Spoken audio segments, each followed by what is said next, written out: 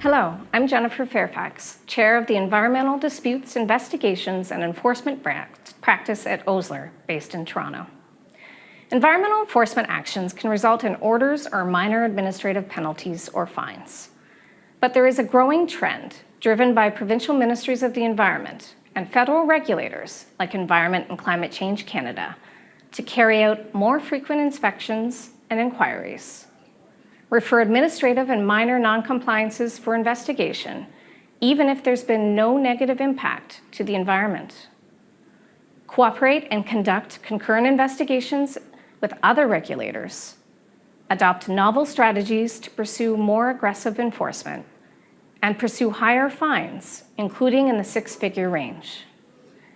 This is of particular concern to corporate defendants, given that the courts have already said that corporations cannot rely on Section 12 of our Canadian Charter of Rights and Freedoms. This is the right to be free from a cruel and unusual punishment, like disproportionately high fines. In terms of investigations and enforcement action against corporate entities in Canada, here's what we are seeing.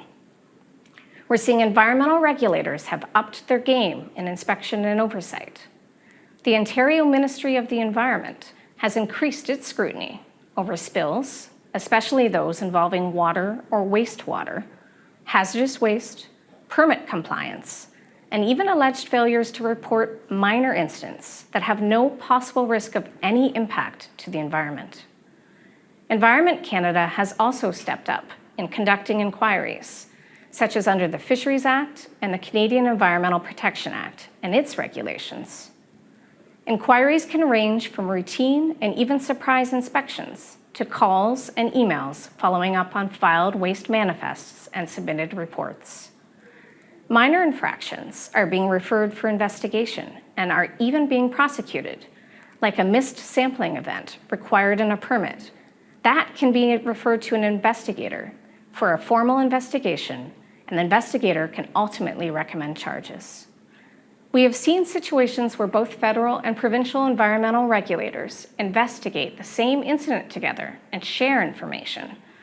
This can happen when a release to water occurs that engages both the Federal Fisheries Act and provincial spill laws, or when wildlife is impacted. Regulators and prosecutors are using novel methods to increase fines beyond what may appear to be the true statutory maximum, like imposing an additional penalty. For example, courts have the discretion to increase fines to add on the monetary gain the corporation allegedly obtained from committing the offense. Recent cases in Canada show the tendency of Environment Canada to seek substantial penalties for violations of legislation.